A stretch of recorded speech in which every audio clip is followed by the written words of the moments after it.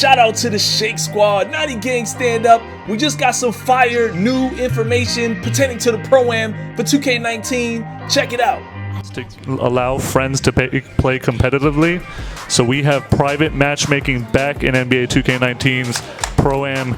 I think it's only going to help people try to play and participate in this league eventually, right? I mean, it's just something what a lot of people have been asking for quite some time. So just why 2K19 and why right now? Well, I think it was because of the league, big time, right? Like all the participation, all the excitement around this. I mean, there's 60,000 people watching right now. It's really exciting. But we also wanted to give people the opportunity to not like the problem is that there's we have a very big ranking system, and that's important, but we also want people to play with their friends, play competitively against each other. So both of those two things can live together. We have a password system, which we're going to have a little bit more news about in a little bit.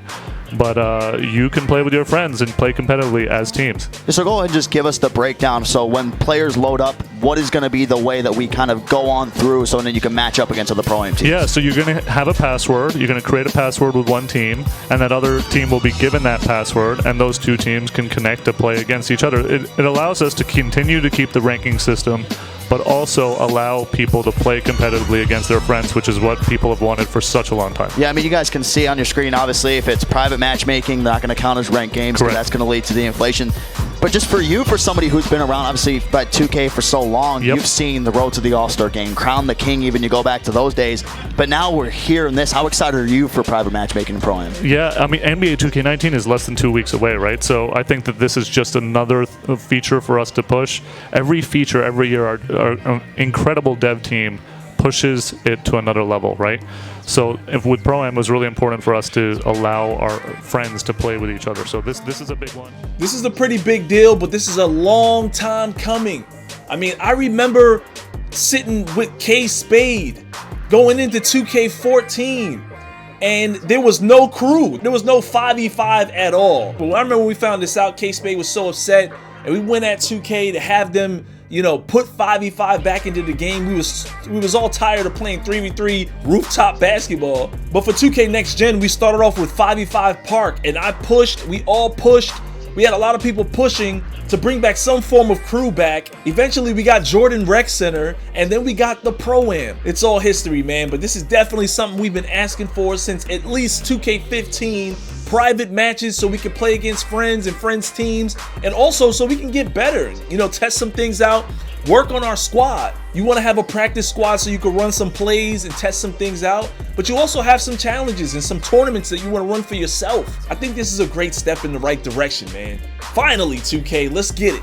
And before we get started with the rest of the information, big shout out to Chris Smooth for giving 2K that suggestion to return the player creation with the attribute points the way it used to be for 2K13 to at least 2K17, where you could see your attribute caps, so you know exactly what you're getting into with every archetype that you decide to create. This is a feature that should have never been removed, but it's been brought back. Chris Smooth made the announcement last night. Big shout out to him for forcing the issue on that topic, so now we can see our attributes. We know what our speed is gonna max out as. We know what our dunk rating is gonna max out as. We know about our three-point shot while we're creating our archetypes. Now on to some more developer news. This is coming from Zach Timmerman. You can now size up and hesitate left, right, directly out of a triple threat, turbo plus the right stick. There are 94 selectable triple threat size ups in my career mode for NBA 2K19. This is phenomenal information. A lot of people are not dribble gods. They don't spend the time that it takes to learn how to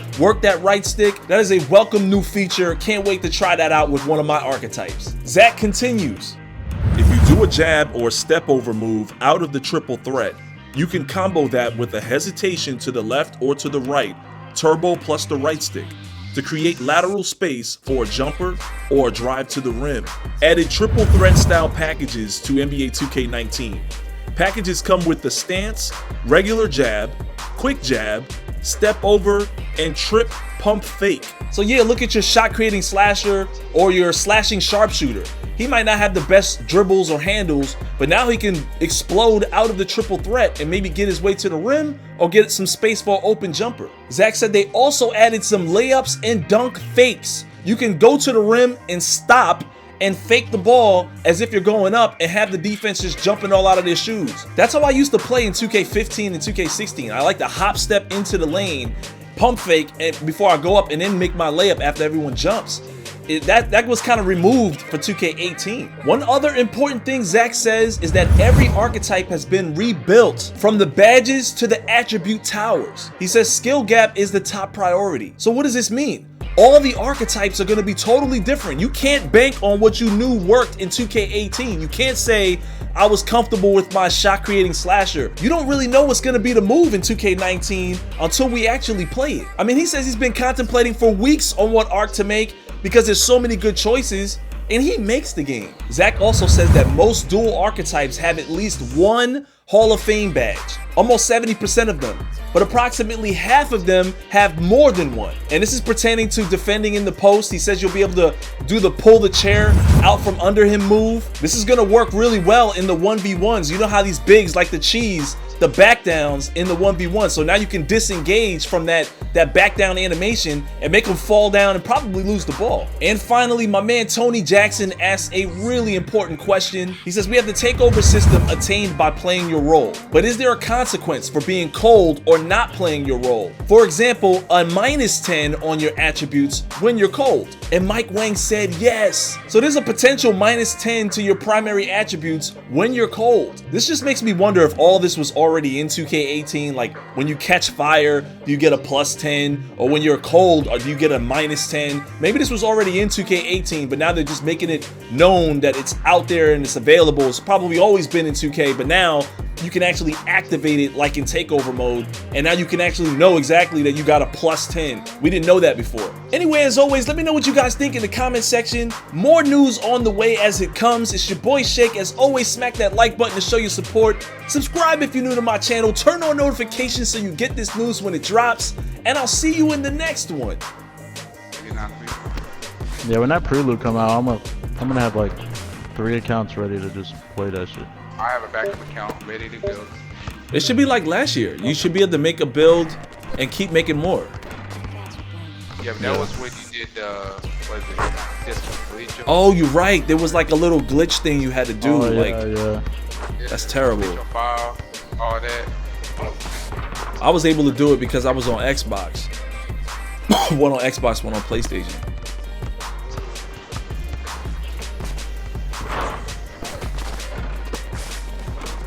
+10, green. Yeah, you have to like delete. That's on PlayStation. You have to delete it, keep the game, load it. Right, you had to delete it. You had to do all this funny business. I remember. Work around all that.